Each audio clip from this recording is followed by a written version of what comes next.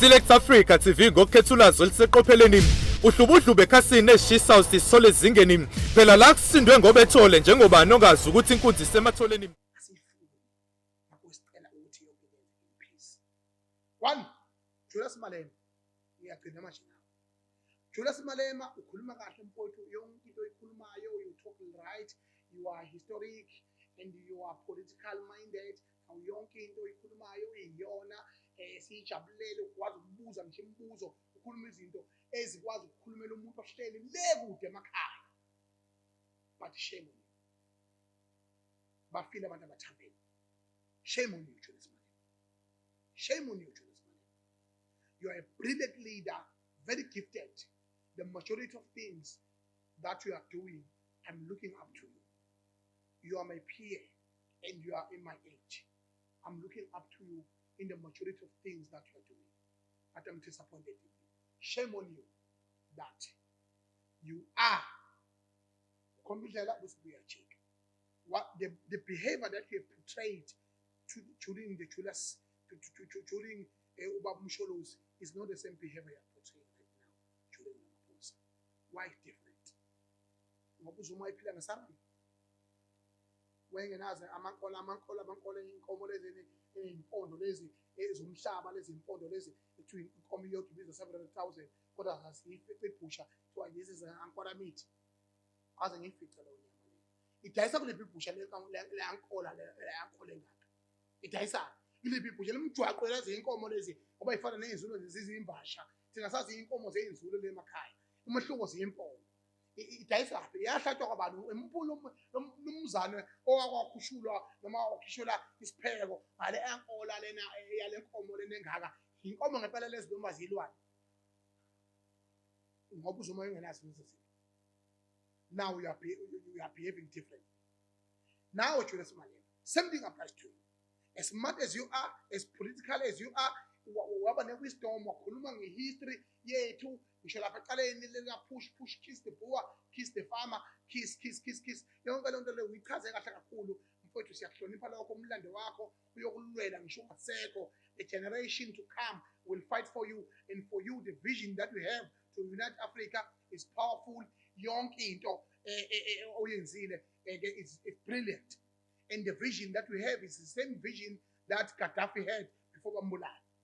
Nawe ungenani ufe kunoma umukele oplastika abamnyama abavela Ramaphosa, kunoma umukele oplastika abamnyama abavela kubukela abantu abobomo emomotse family yokalelo le laba ama Rupert monga ophendula umbuzo ukuthi kungani lo yamlungu ethe uyakwazi futhi uyakondla wakunikeza zonke imali ophendula ngalo mbuzo okwazi uphendula futhi kule nto VPS awumsulwa uyazi le nto VPS awumsulwa wena Julius uyakwazi lokho. You are not creative, you are not creative, we are not stupid. Uphila ngani na Julius ngokukhuluma kangaka ulwa nabelungu? There is no single political organization that can survive this country without the funding from the white people who control the entire economy of South Africa. NC, EFF, ETA, wonke leqembu elisha lesegoli elisuku lo baba lona lo ikhipha kade uchana lo mashaka ifandwa abelungu yonke lezo ngoba abelungu bakontrole i-economy.